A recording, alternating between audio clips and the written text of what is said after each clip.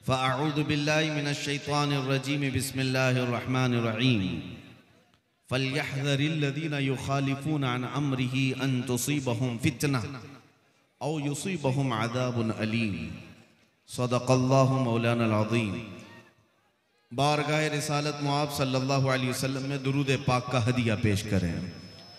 अल्लाहुम्मा सल्लि अला सय्यिदिना व मौलाना मुहम्मदिन मअदनिल जूदि वल करम व आलिहि व अस्हाबिहिल किराम व इब्निहिल करीम व बारिक व सल्लिम सलातन दाइमतन सरमदन अबदा। बंगाल की सरजमीन, हो सकता है रात की ठंडी तो हो, मगर मोमिनों के दिलों में कभी इश्क़ रिसालत की ठंडी नहीं आ सकती। सुभान अल्लाह। लिहाजा जितनी बुलंद आवाज से आप नारा और सुभान अल्लाह कहते हैं, इश्क का तकाजा यह है कि जब मेरे मुस्तफ़ा का जिक्र आए तो बुलंद आवाज से दुरूद पाक भी पढ़ा जाए। बुलंद आवाज से पढ़ें दुरूद पाक।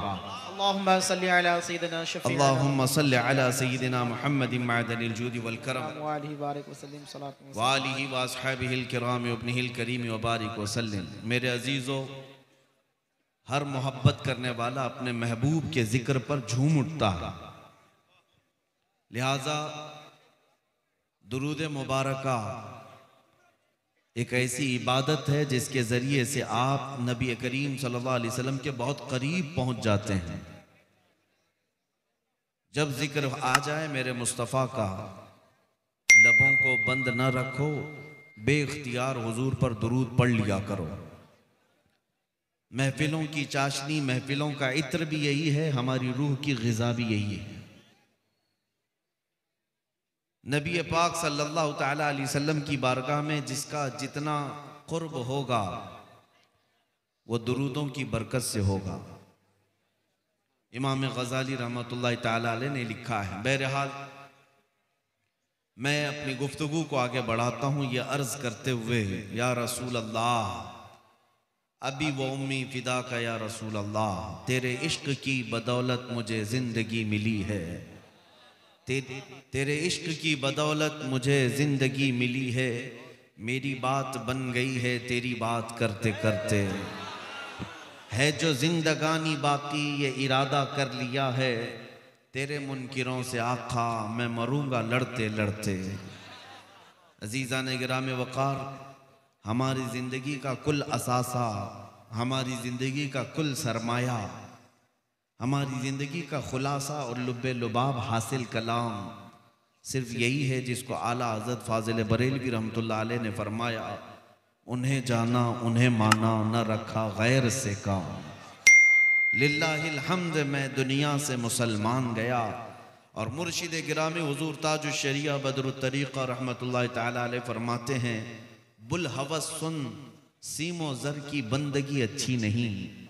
बुल हवस किसको कहते हैं? ख्वाहिशात का पुजारी, अपने ख्वाहिशात के पीछे भागने वाला।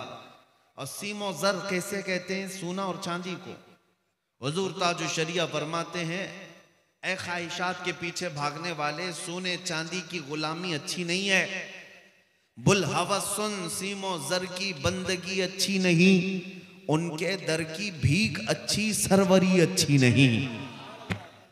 कुल जिंदगी का खुलासा यही है जो हमें हमारे असलाफ से मिला है। और कुरान ये कहता है, फल्यहज़रिल्लज़ीना युख़ालिफ़ूना अन अम्रिही अन तुसीबहुम फ़ितना। ईमान वालों को ये चाहिए कि रसूल के हुक्म की मुखालफत करने से बचें, वरना क्या होगा? अन तुसीबहुम फ़ितना औ युसीबहुम अज़ाबुन अलीम। या फिर ये होगा कि अगर तुम रसूल के रास्ते को छोड़कर चलोगे, फितने में मुब्तला हो जाओगे या दर्दनाक अजाब में गिरफ्तार हो जाओगे। दो चीजें हैं, समझ करके चलो। नबी पाक सल्लल्लाहु तआला अलैहि वसल्लम को अगर छोड़ दिया, फितने में मुब्तला होगे या अजाब में गिरफ्तार होगे। मैं एक मिसाल आपको बता देता हूं। जंगे उहद जो हुई थी, जंगे उहद इस्लाम की ये दूसरी बड़ी जंग है। इसमें हुआ यह था कि नबी पाक सल्लल्लाहु अलैहि वसल्लम ने एक ऊंचे टीले पर 50 तीरंदाज सहाबा को खड़ा किया था और उनसे कहा था कि जब तक मैं ना कहूं इस पहाड़ से नीचे मत उतरना। क्योंकि वो लोकेशन ऐसा था कि कुफार और मुशरिकीन सामने आते तो ये 50 तीर अंदाज सहाबा तीर मार देते, वो सामने आ ही नहीं पाते थे। तो हुजूर पाक सल्लल्लाहु अलैहि वसल्लम की ये हिकमत थी और उन 50 तीर अंदाज सहाबा ने अच्छे अच्छे काफिरों को ऊपर से तीर मारा था। फिर जब जंग जो है मैदान में चल रही थी, कुफार मुशरिकीन शिकस्त खाकर भाग रहे थे, अपना माल सब छोड़कर भाग रहे थे। तो जो नीचे सहाबा थे उन्होंने माले गनीमत जमा करना शुरू किया, जंग खत्म होने को आ गई। अब सुनो, जो 50 तीर अंदाज सहाबा ऊपर खड़े थे उन्होंने ये सोचा कि हम भी उतर जाते हैं और माले गनीमत जमा करते हैं, चूंकि जंग खत्म हो गई। उनमें से चंद सहाबा ने कहा नहीं, अल्लाह के रसूल ने फरमाया जब तक मैं ना कहूं उतरना नहीं। लेकिन सहाबा में आपस में यह बात हुई कि नहीं, रसूलुल्लाह के फरमाने का मतलब यह है जब तक जंग खत्म ना हो तब तक मत उतरना। जंग खत्म हो गई, वो कुफार भाग रहे हैं, अब यहां हम खड़े होकर क्या करें। तो 40 के करीब सहाबा उतर गए, यानी कई सहाबा उतरे। अब वो जो मेन लोकेशन तक खाली हो गया तो कुफार और मुशरिकीन की तरफ से खालिद बिन वलीद उस वक्त आए थे, अभी वो ईमान लाए हुए नहीं थे। जब उन्होंने देखा कि ये ऊंचा टीला खाली हो गया है, 200 लश्करियों को पीछे से भगाते हुए लाए और जो ऊपर खड़े थे सहाबा उन सबको शहीद किया। और वापस आकर के जो सहाबा माले गनीमत जमा कर रहे थे सब पर हमला किया और जो भागे हुए काफिर थे वो भी पलट कर आ गए। दोनों के बीच में सहाबा पिस गए, 70 सहाबा की जानें गई उस जंग ओहद में। मैं ये बात क्यों अर्ज कर रहा हूं, सुनो, ये वही जंग है जिसमें हजरत अमीर हमजा का सीना चाक करके कलेजा निकाल कर चबाया गया है। ये वही जंग है जिसमें हजरत अब्दुल्ला बिन जहश के 80 टुकड़े कर दिए गए थे जिस्म के, और काफिरों ने हार बना करके पहन लिया था उनके टुकड़ों को काट करके। ये वही जंग है जिसमें हजरत अनस बिन नुज़ैर ऐसा पीस दिए गए थे कि एक उंगली के अलावा उनके जिस्म का कोई हिस्सा ही नहीं मिला। ये वही जंग है जिसमें हजरत साद इब्न रबी के जिस्म में 12 नेज़े लगे थे, पेट फट गया था। ये वही जंग है जिसमें खुद रसूलुल्लाह के 2 दांत मुबारक शहीद हुए। इतना बड़ा जो नुकसान हुआ, इतना बड़ा नुकसान हुआ, 70 सहाबा की जानें, बड़े बड़े सहाबा उसमें शहीद हुए। क्यों हुआ?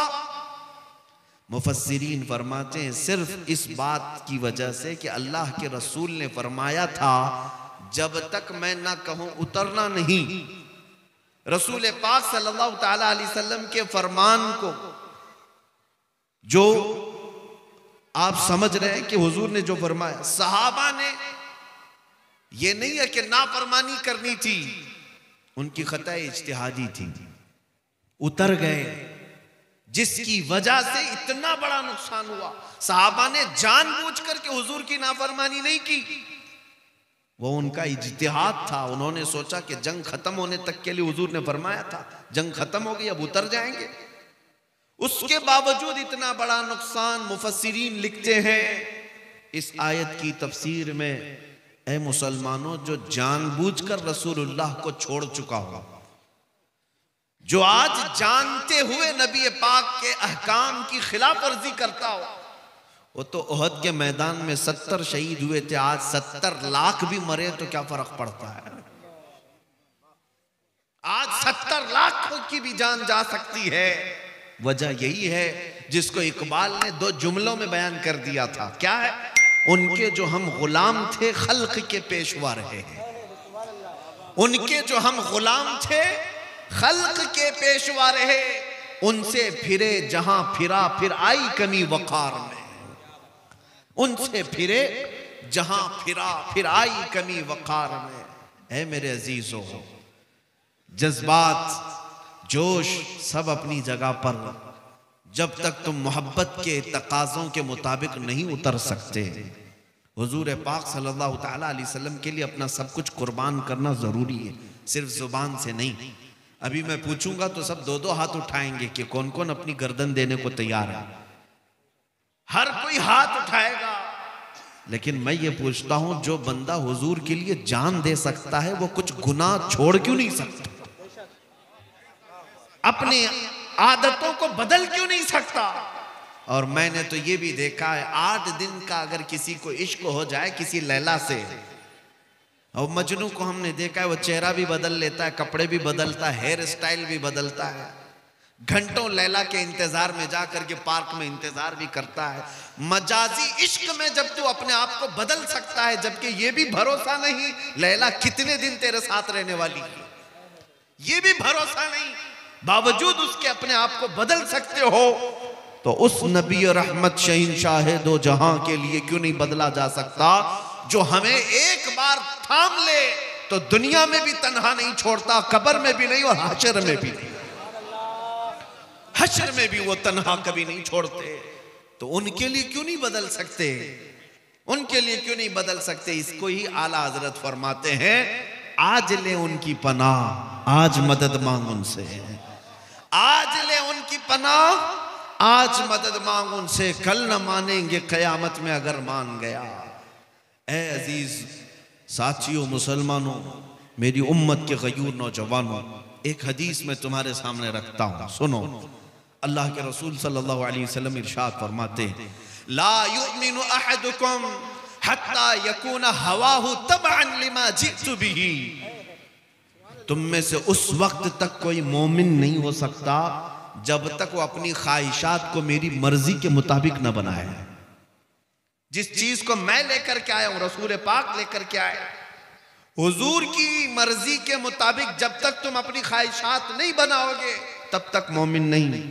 ये कहना आज से छोड़ दो कि मेरी मर्जी मैं जैसा चाहूंगा जीऊंगा, नहीं, ये कहना छोड़ दो, ये हमारी लाइफ है, हमें एंजॉय करने दो।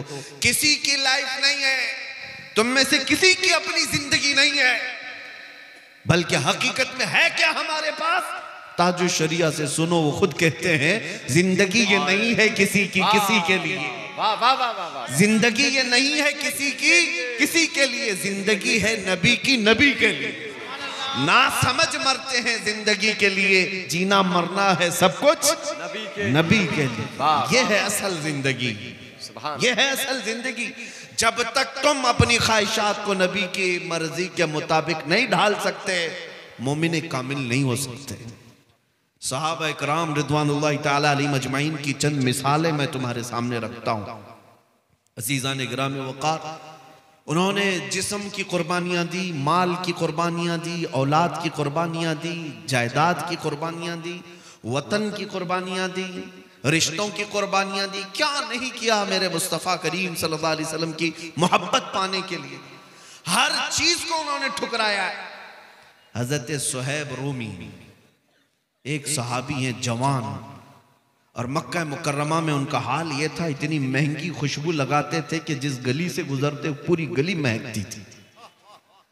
जब ईमान लाए रसूल पाक सल्लल्लाहु अलैहि वसल्लम पर, तो उनका हाल ये था कि वो, उनके माँ बाप सख्त किस्म के काफिर और दुश्मनी में मुलविस, अपने बेटे को टॉर्चर करना शुरू किया कि अगर तू मोहम्मद सल्लल्लाहु ताला अलैहि वसल्लम पर जो ईमान लाया है, इससे अगर बाज नहीं आएगा तो तुमको हम अपनी जायदाद से आग कर देंगे।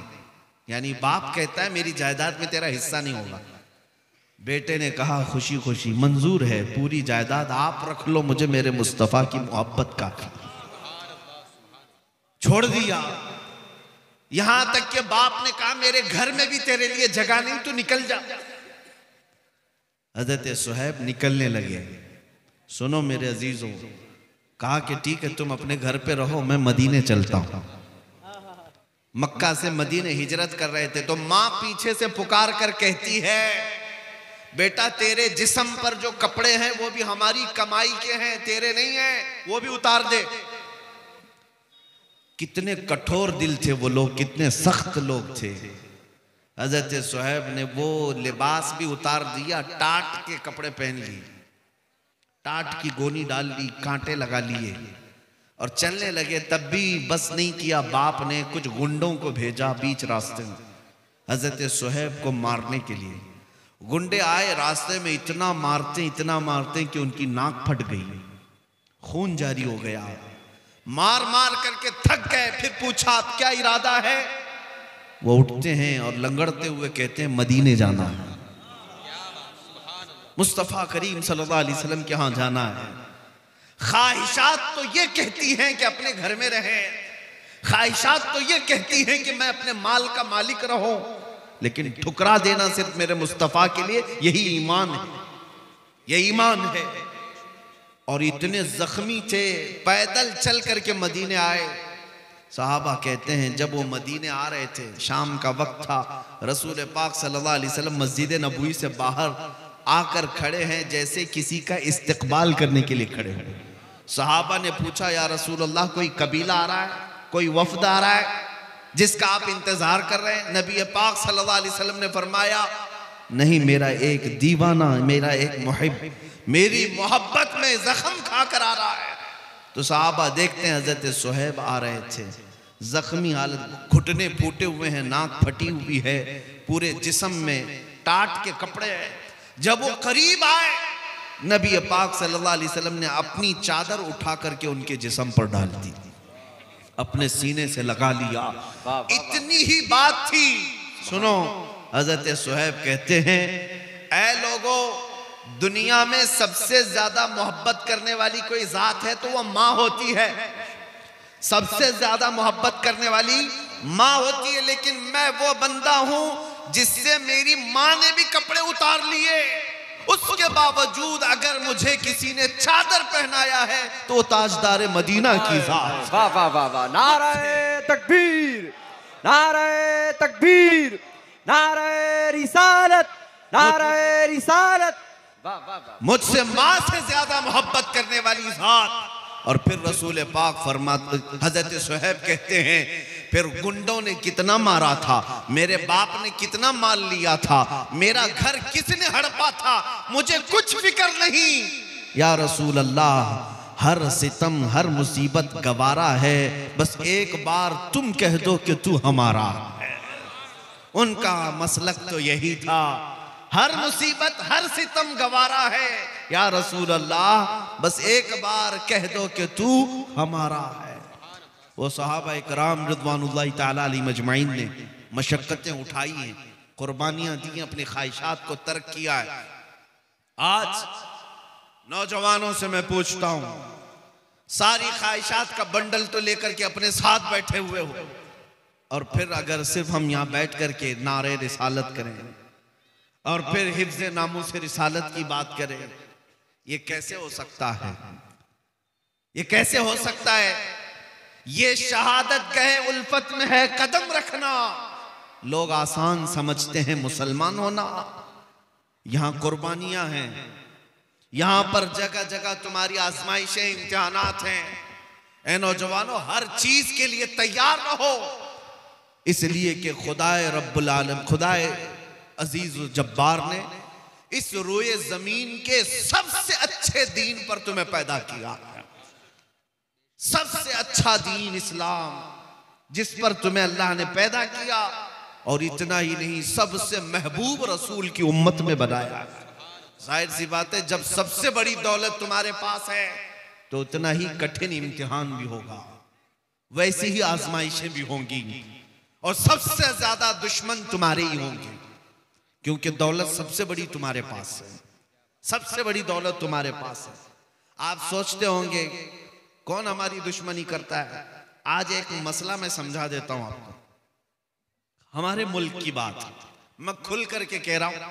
होता है होगा, इसमें न्यूज चैनल वाले भी आते होंगे, जिसको जितना मिर्च मसाला लगाना है लगाओ, मुझे उससे कुछ फर्क नहीं पड़ता। सुनो, टीवी डिबेट में आज सबसे ज्यादा मुद्दा किसको बनाया जाता है?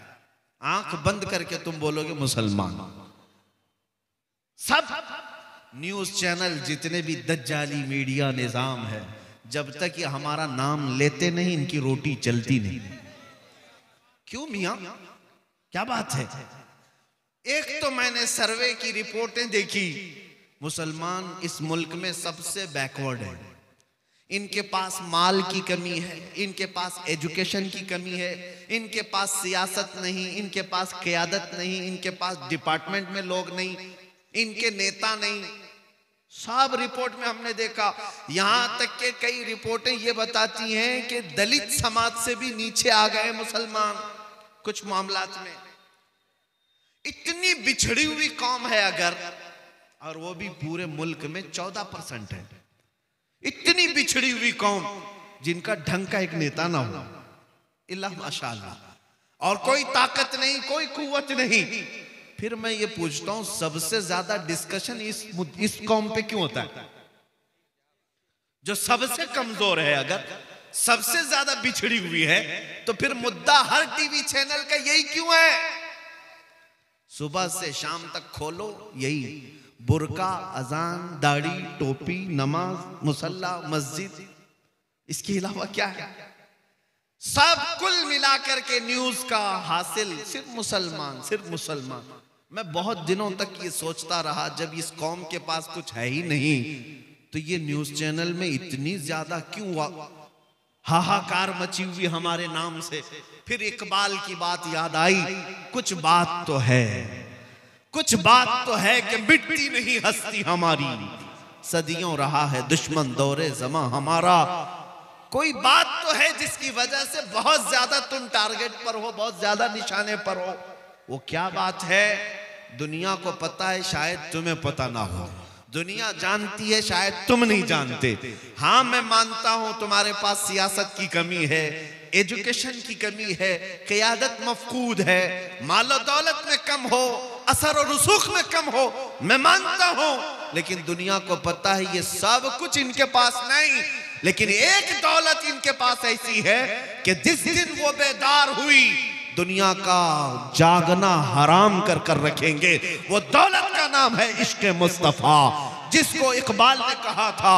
यूरोप आज भी ये कहता है, ये फाका कश मौत से डरता नहीं, जरा रूह मोहम्मदी इसके बदन से निकाल दो। दुनिया इसी बात की दुश्मन है कि सब लुट गया है, लेकिन नामे मोहम्मद पर मरने का जज्बा अभी तक लुटा नहीं है।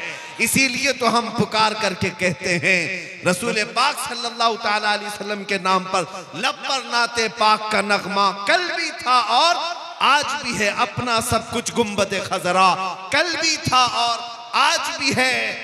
बतला दो गुस्ताख नबी को, गैरत सुन्नी जिंदा है, उन पे मर मिटने का जज्बा कल भी था और यही वो जज्बा है, यही वो दौलत है, यही वो कीमत है जो तुम्हें आज तक स्टैंड करके रखी हुई है। अब इसी दौलत को थोड़ा सा और बढ़ाने की जरूरत है। जो चिंगारी तुम्हारे सीनों में जल रही है, ये शोला बनाने की देर है। जिस दिन ये मोहब्बत मुस्तफ़ा का चिराग शोला बनेगा, फिर तुम्हें किसी और ताकत की जरूरत नहीं। तुम्हारा चलना फिरना भी लोगों के लिए दुश्वार बन जाएगा, तुम्हारा रौब अल्लाह ताला दूसरों के ऊपर डाल देगा। इसलिए मेरे अजीजों, नबी पाक सल्लल्लाहु ताला अलैहि वसल्लम की मोहब्बत अगर सच्ची है तो अपने ख्वाहिशात को कुर्बान करो, अपने ख्वाहिशात को कुर्बान करो।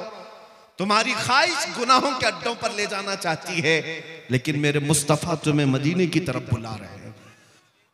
और आला हजरत ने क्या फरमाया, वो तो निहायत सस्ता सौदा बेच रहे हैं जन्नत का, वो तो निहायत सस्ता सौदा बेच रहे हैं जन्नत का। हम मुफलिस क्या मोल चुकाएं, अपना हाथ ही खाली है। और आला हजरत ने ये सबको समझाया था, सूना जंगल रात अंधेरी छाई बदली काली है, सोने वालों जागते रहियो चोरों की रखवाली है। कौन से चोर हैं यहाँ पर, कौन से चोर हैं? वो आला हजरत फरमाते हैं, आंख से काजल साफ चुरा ले, यहाँ वो चोर बला के हैं। तेरी गठरी ताकी है और तूने नींद निकाली है। आंख से काजल चुराते हुए किसी को देखा है आपने? आला हजरत ने इसमें मिसाल देखे कैसे। आंख से काजल चुराने वाले चोर यहां पर हैं। आंख से काजल का मतलब क्या है? एक मोमिन का काजल और सुरमा इश्क मुस्तफा है, मोहब्बत मुस्तफा है, जो सबकी आंखों में लगा हुआ है। और ये इश्क मुस्तफा का सुरमा चुराने वाले चोर मौजूद हैं। और जब ये तुम्हारे आसपास फटक रहे हैं तो गहरी नींद में सोना मुनासिब नहीं है। तुम जागते रहो, जागते रहो। दुनिया की मोहब्बत में फरेफ्ता होने वालों सुनो, आला हजरत फरमाते हैं शहद दिखाए जहर पिलाए, कातिल डाइन शोहर कुश, इस मुर्दार पे क्या ललचाए, दुनिया देखी भाली है। ये दुनिया का हाल ये है कि दिखाने की चीजें शहद जैसी, और जब खाओगे तो वो जहर है।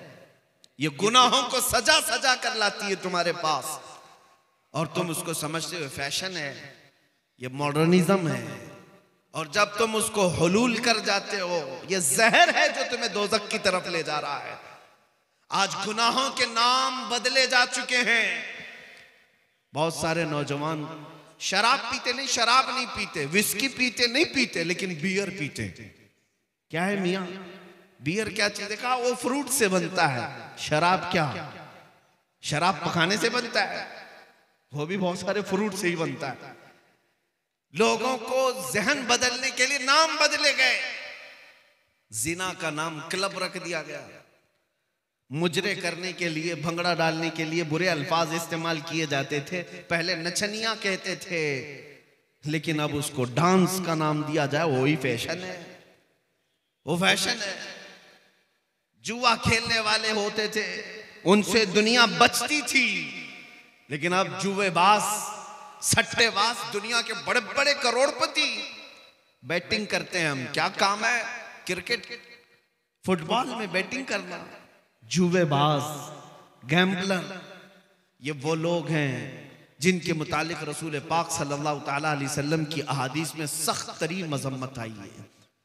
सूद खाने वाले, आप ब्याज कहते रहे होंगे, लेकिन अब दुनिया उसको इंटरेस्ट के नाम से, नया लफ्ज फाइनेंस के नाम से खिलाती है।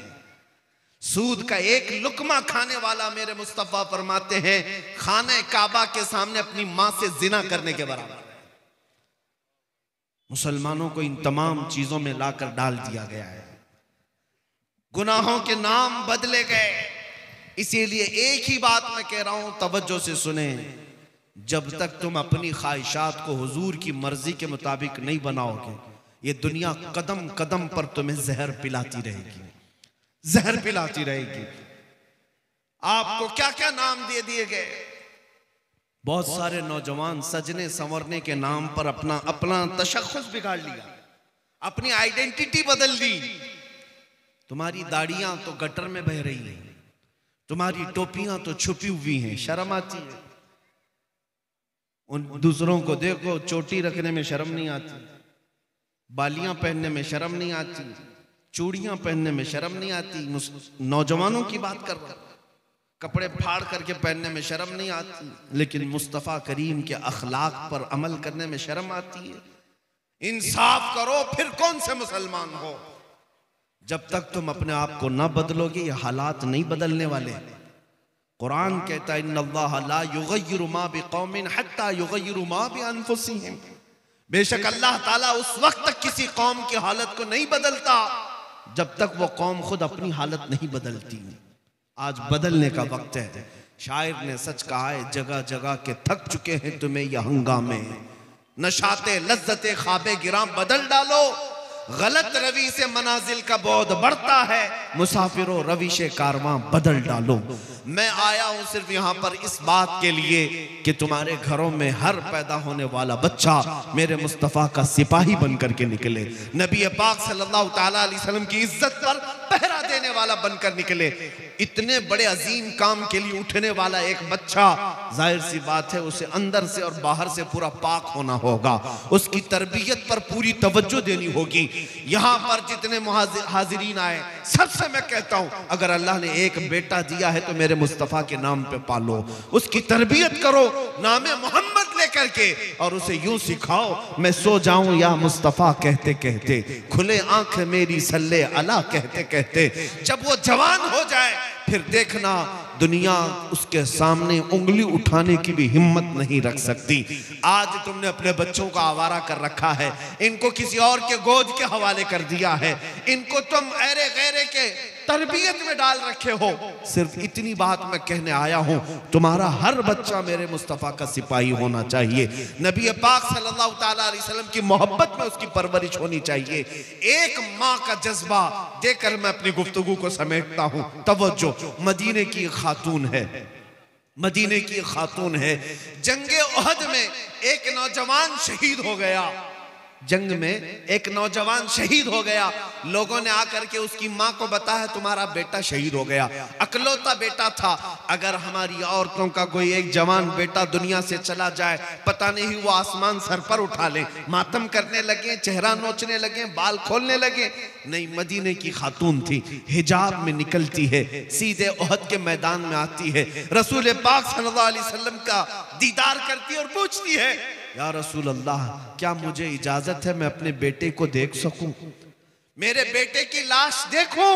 नबी पाक सल्लल्लाहु अलैहि वसल्लम ने फरमाया हाँ, तेरा बेटा शहीद हो गया, अल्लाह उसको बुलंद मकाम दे, जा तू देख सकती है। सुनो ए मुसलमानों, वो खातून आई अपने बेटे को ढूंढते हुए। मैदान में पड़ी हुई एक लाश है, जवान बेटे की लाश। जब माँ देखे तो कलेजा फट जाना चाहिए, लेकिन कमाल है वो मदीने की खातून, सलाम हो उनकी अजमतों और कुर्बानियों पर, अपने बेटे की लाश के करीब आई, जिस्म से जुब्बा हटाया, जिस्म से जुब्बा हटाया और पलटा, पीठ पर हाथ फेरती रही, सीने पर हाथ फेरती रही, फिर जुब्बा सीधा किया, मुस्कुराई और सजदे में गिर गई, सजदे में गिर गई, शुक्र अदा करने लगी। सहाबा वहां खड़े थे, उन्होंने पूछा है खातून आप ये क्या कर रही हैं?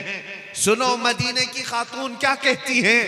कहती हैं बात दरअसल ये है, मेरे इस जवान बेटे की मैंने शुरू से परवरिश इसी नाम पे की थी कि कभी इसकी जवानी काम आए तो मेरे मुस्तफ़ा के काम आए, मेरे नबी पाक की इज्जत के लिए काम आए।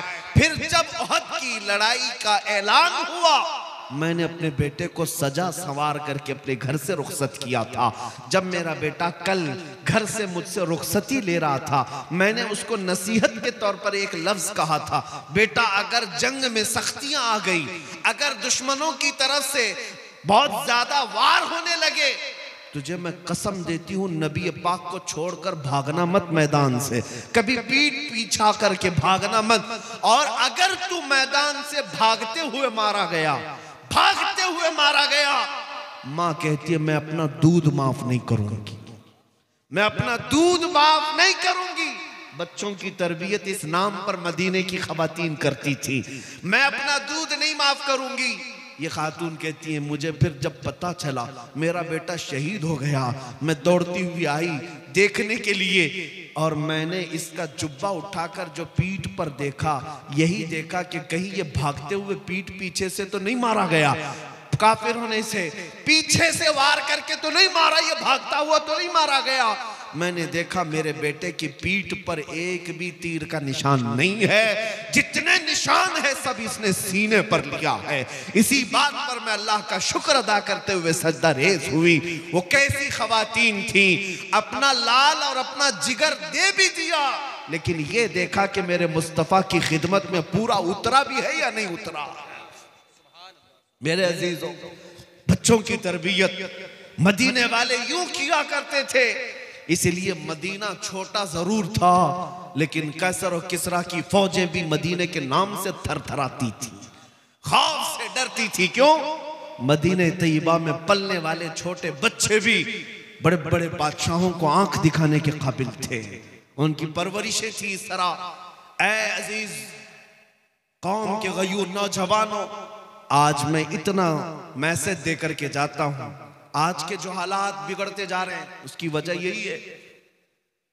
जाहिर सी बात है, जब तुम सोने लग जाओगे तो कुत्ते राज करना शुरू कर देंगे, तुम्हारा चलना फिरना जारी रहेगा तो कुत्ते अपनी अपनी जगहों पर जाएंगे। आज ये तमाम हालात के बदलने की वजह यही है, हमने अपने हाथों अपनी बहुत सारी खराबियां की हैं, अपने हाथों अपनी बर्बादियां शुरू की हैं। इन्हें कौन समझाया है नौजवानों को कि तुम्हारा दीन कितना पाकीज़ा है, कितना खूबसूरत है, इससे बेहतर इज्जत तुम्हें कहीं नहीं मिल सकती। मुस्तफा करीम के कदमों में जो इज्जत है वो फरिश्ते भी उसकी इज्जत करते हैं। लेकिन तुम कहां ढूंढने निकले? बॉलीवुड में, हॉलीवुड में, और तुम सीरियल्स में, टीवी चैनल्स में देखने पर चल पड़े। जब कौम अपना तशख्खुस और अपनी आइडेंटिटी छोड़ देती है तो वो लोगों की ठोकरों पर आ जाती है। हमारी अपनी रिवायात बरकरार रखना हमें जरूरी है। आ जाओ मेरे मुस्तफा के अखलाक पर। आज जो हालात बदले हैं, सिर्फ थोड़ी बेदारी की जरूरत है। मुझे पता है उन पाखंडियों की कोई हैसियत ही नहीं जो अपने गुफे में बैठकर भौंक तो सकते हैं, लेकिन कभी किसी मोहम्मद अरबी के शेर का मुकाबला कर ही नहीं सकते। इतनी बात तय है, ये आज से नहीं, तारीख से साबित है। नबी पाक सल्लल्लाहु ताला अलैहि वसल्लम की निस्बत जिस गुलाम से है, कुत्ते उसका मुकाबला नहीं करते। और ये बात भी मैं बता दूं, हा हू बहुत हो रहा होगा। दुनिया वाले बहुत कुछ बड़े बड़े बुलंद बांग दावे कर रहे होंगे, लेकिन इतनी बात जरूर है, बहुत सारे कीड़ों की आवाज से और कुत्तों की आवाज से इनकलाब नहीं आता। एक शेर भी अगर दहाड़े तो पूरे मैदान में इनकलाब आता है। बड़ी बड़ी उन आवाजों की तरफ हमें तवज्जो करने की जरूरत नहीं। हमने देखा है आज एहसास सिर्फ इस बात का हो रहा है कि हमें छेड़ने वाले लोग खुले आम आजाद हो गए, वरना इतनी मजाल नहीं थी कि मेरे नबी तक उंगली पहुंच जाए, कुरान तक पहुंच जाए, इस्लाम तक पहुंच जाए। होना तो कुछ नहीं, ना हुजूर की शान में एक नुक्ता फर्क आ सकता है, ना कलामे खुदा कुरान मुकद्दस का एक नुक्ता बदला जा सकता है, कुछ नहीं होगा। लेकिन शर्म की बात यह है कि हमारी जिंदगी में उन तक हाथ कैसे गया, इस बात का अफसोस है। बाकी कुरान के मिटाए जाने का या रसूल पाक की इज्जत का सवाल ही नहीं बनता, क्योंकि आला हजरत ने फरमाया तू घटाए से किसी के न घटा है न घटेगा। या रसूल अल्लाह, जब बढ़ाए तुझे अल्लाह ताला तेरा, मिट गए मिटते हैं मिट जाएंगे, आधा तेरे न मिटा है न मिटेगा कभी, चर्चा तेरा रहेगा यूं ही उनका चर्चा रहेगा। पड़े खाक हो जाए जल जाने वाले, नबी पाक सल्लल्लाहु ताला अलैहि वसल्लम की इज्जत पर कोई आंच नहीं आ सकती, कुरान पाक का एक नुक्ता नहीं बदल सकता। हमने अपनी जिंदगी में भी नहीं देखा वो राफजी कुत्ता जो दीन बदलने निकला, इस्लाम बदलने निकला, कुरान को बदलने निकला। हालत ऐसी हो गई कि घर का, वो क्या कहते, धोबी का कुत्ता, ना घर का ना घाट का। आज यही हालत हो गई, ना इधर का रहा ना उधर का रहा, बीच सड़क में पड़ा रहा। अब तो ऐसे ऐसे स्टेटमेंट आते हैं उसके, जान का खतरा है, मैं जान का खतरा है। ये जिल्लत तो अभी दुनिया में देखनी है, आखिरत की बाकी है। सच फरमाया इमाम इश्क व मोहब्बत ने, या रसूल अल्लाह, जो तेरे दर से यार फिरते हैं, दर बदर यूं ही खार फिरते हैं, दर बदर यूं ही खार फिरते हैं। जो हुजूर पाक को छोड़ता है वो जिल्लतों का शिकार होता ही है। होना कुछ नहीं है, जो जो हुजूर की तरफ उंगली उठाते रहे वो सब कीड़े फना हो जाएंगे, सब कीड़े फना हो जाएंगे, बरसाती मौसम के कीड़े। लेकिन मेरे मुस्तफ़ा करीम की शान जैसी थी वैसी ही बाकी रहनी है, बल्कि कुरान उनके मुतालिक कहता है वलल आखिरतु खैरुल लक मिनल ऊला। ऐ रसूल, हर आने वाली घड़ी आपकी पिछली घड़ी से बेहतर है, आपकी शान बुलंद होती ही जाएगी सुबह क़यामत तक। अरे मियाँ, ये तो कुरान की बात है ही है। जॉर्ज बर्नार्ड शॉ, अंग्रेज तारीखदान, एक मौर्रिख या अंग्रेज एक दानिश्वर है, वो कहता है, हमारी जमात का नहीं, वो कहता है मैंने दुनिया में बहुत सारे इनकलाब देखे, रेवोल्यूशन और इनकलाब लाने वाली शख्सियतें जब तक जिंदा थी उनका इनकलाब भी जिंदा था, लोग भी ज्यादा थे, लेकिन जब वो शख्सियतें मर गई तो इनकलाब भी ठंडा पड़ गया, वो रेवोल्यूशन भी गया। जैसे लेनिन का इनकलाब, मार्क्सिज्म का इनकलाब, सोशलिज्म का इनकलाब, डेमोक्रेटिक का इनकलाब, बहुत सारे इनकलाब आए। जॉर्ज बर्नार्ड शॉ कहता है लेकिन एक इनकलाब मदीने से आया था, मुहम्मदुर रसूलुल्लाह का, वो गए 14 सदियां हो गई, लेकिन उस इनकलाब में एक आंच बराबर, एक उंगली बराबर भी कमी नहीं आई, बल्कि हर जमाने में उनके इनकलाब का असर बढ़ता ही जाता। बढ़ता ही रहा। ये कौन कह रहा है? दूसरे खीमे के लोग भी इस बात को मानते हैं कि मेरे मुस्तफ़ा करीम के दीन पर आज भी कोई फर्क नहीं आया। इस्लाम की फितरत में कुदरत ने वो लचक दी है, जितना ही दबाओगे उतना ही वो उभरेगा। ऐ मुसलमानों, मेरा ये मैसेज सुन करके जाओ। हमारे तमाम मसाइल का हल यही है कि मोहम्मद से वफा तूने तो हम तेरे हैं। ये जहां चीज है क्या, लौह कलम तेरे हैं। अब आओ हम ये अज़्म करके आज उठते हैं। जिंदगियां गुजारियां अय्याशियों में, गुनाहों के अड्डों पर, बर्बादियां तो हमने अपने आंखों से देखी है। लोग आज हमें ठोकरों पर रख रहे हैं, कभी मस्जिदों की तरफ निशाने, कभी हमारे गुंबदों की तरफ, कभी खानकाहों की तरफ, कभी हमारी बच्चियों के हिजाब की तरफ, कभी कुरान, कभी रसूल, कभी खुदा की शान की तरफ। लेकिन आज हर मुसलमान नौजवान को बदलना होगा और ये अहद करना होगा, अब मैं जीऊंगा तो मेरे मुस्तफ़ा के अखलाक पर जीऊंगा, उनकी सुन्नतों पर जीऊंगा। आओ नबी पाक की तरफ मुखातब होकर के यूं अर्ज करो, या रसूल अल्लाह, दहन में जुबान तुम्हारे लिए, बदन में है जान तुम्हारे लिए, हम आए यहाँ तुम्हारे लिए, उठे भी वहां तुम्हारे लिए। वाखिरु दावाना अनिल हम्दुलिल्लाहि रब्बिल आलमीन।